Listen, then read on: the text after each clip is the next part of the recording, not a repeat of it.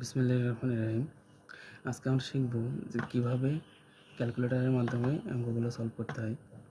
তো এই অঙ্কগুলো সলভ করার যে নিয়ম, আমরা জানি ক্রমজোড়ের ক্ষেত্রে এই যে প্রথম রাশির সাথে এখানকার প্রথম রাশি, এই দ্বিতীয় রাশির সাথে এখানকার দ্বিতীয় রাশি, অর্থাৎ এই যে x plus y equal to 1 এবং x minus y equal to 1। তো এটা আমাদের নিয়ম। এখন যে বিষয়টা ক্যালকুলেটরের মাধ্যমে যেহেতু সলভ করব, সেক্ষেত্রে আমাদের কিছু নিয়ম আছে। প্রথমত ক্যালকুলেটর সেট আপ করতে হবে। তো এই অঙ্ক সলভ করার জন্য ক্যালকুলেটর যেভাবে সেট আপ করতে হয়, প্রথমত মোড অপশনে ক্লিক করতে হবে। তারপরে 5 নম্বর দেখতে পাচ্ছি ইকুয়েশন, তারপরে 1 নম্বরে ক্লিক করতে হবে। 1 নম্বর। এখন এই যে এইটা যে আমরা পাইলাম, এইটা সহগ কত আছে সেটাকে দেখতে হবে। এক্সের সহগ কী বলতো? এক্সের সহগ আছে 1। তো প্রথমে দেখতে এক্সের সহগ দেব 1। তারপর ওয়াই সহগ কি? ওয়াই সহগ হচ্ছে 1। তারপরে সমান সমানে এইটা যে মানটা দিয়েছে এটা কত? এটা হচ্ছে 1। তারপরে এই যে এইটার ক্ষেত্রেও সেম নিয়মে করতে হবে। এক্সের সহগ 1, ওয়াই সহগ কি বলতো? ওয়াই সহগ কিন্তু -1, তো -1। তারপর এবারে এই যে 1, এটা সমান 1 দেওয়া, ওই জন্য 1, এই যে 1। এবার সব তোলা শেষ।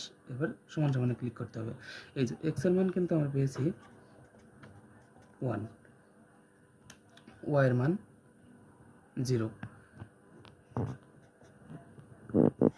ওয়াই এর মান 0। তাহলে আমরা পেয়েছি এক্স এর মান 1, ওয়াই এর মান 0।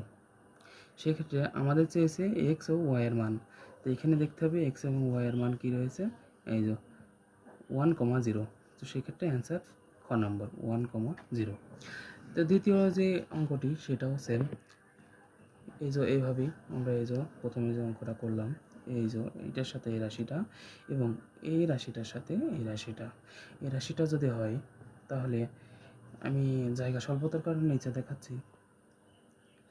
এই যে x minus y equal to 1 এবং x plus 1 y equal to 3। তো সেম সহগগুলো তোলো, 1 -1 1,